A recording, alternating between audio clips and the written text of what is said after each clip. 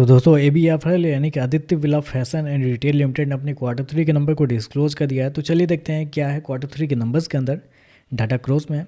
तो देखिए पिछले क्वार्टर में कंपनी 1981 करोड़ का रेवेन्यू जनरेट की थी ऑपरेशन के थ्रू। पिछले साल 2200 करोड़, अभी देखें तो बढ़ के 2373 करोड़ आपको जाता हुआ देखने को मिला। तो साल दर साल जाते हैं तो साल दर साल कंपनी के रेवेन्यू के अंदर लगभग 8% के आसपास की तेजी आपको देखने को मिली। 8 से 9% के आसपास का जंप है।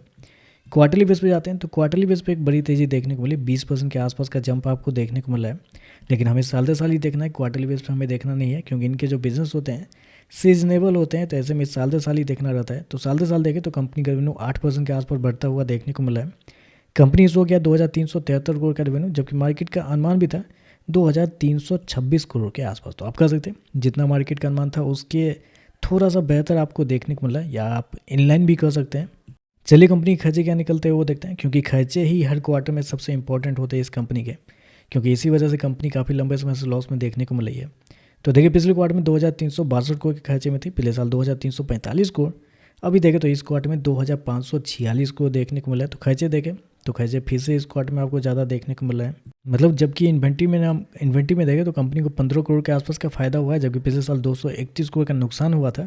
उसके बावजूद देखें तो खर्चे आपको साल दर साल ज़्यादा आपको देखने को मिल रहा है। चलिए कंपनी का प्रॉफिट क्या निकलता है वो देख लेते हैं।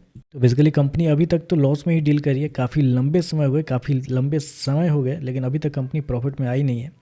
तो कंपनी अभी भी लॉस में ही डील करी है। तो देखिए पिछले क्वार्टर में कंपनी 295 करोड़ के घाटे में थी। पिछले साल 102 करोड़ के लॉस में थी, जबकि अभी देखें तो कंपनी 137 करोड़ के घाटे में आपको जाते हुए देखने को मिले। तो साल दर साल जाते हैं तो साल दर साल कंपनी का जो लॉस है 35% आपको बढ़ता हुआ देखने को मिला।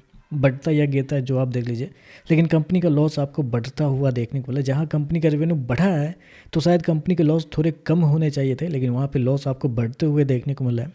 क्वार्टरली बेस पे जाते हैं तो यहाँ पे गिरावट है, लेकिन हमें साल दर साल ही देखना है। तो हमें फ़र्क नहीं पड़ता है क्वार्टरली बेस पे क्या कंपनी ने दिखाया है।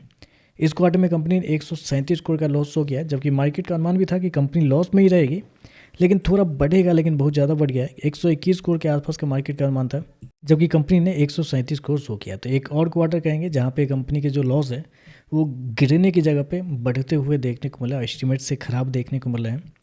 EPS की बात करते हैं तो देखिए पिछले क्वार्टर में कंपनी का EPS 2 रुपये 17 पैसे माइनस का था। पिछले साल 48 पैसे माइनस का, अभी देखें तो 1 रुपये 25 पैसे माइनस का आपको देखने को मिला है।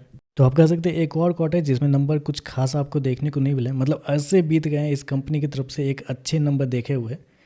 हर बार कंपनी की तरफ से यही देखने को मिला है, कभी रेवेन्यू बढ़ता है तो कभी रेवेन्यू घटता है, लेकिन कंपनी के लॉस है कभी कम ही नहीं हो रहा है। इस बार भी देखें तो लॉस बढ़ते हुए देखने को मिला। एस्टीमेट से ज़्यादा कंपनी के लॉस आपको देखने को मिला। तो नंबर एवरेज है या थोड़े से मिक्स कर सकते हैं, जो भी आप कहें। बाकी देखते हैं मार्केट इस पर कैसे ये कहता है। वीडियो पसंद आए तो लाइक कीजिएगा, साथ में साथ चैनल को सब्सक्राइब जो कीजिएगा। धन्यवाद।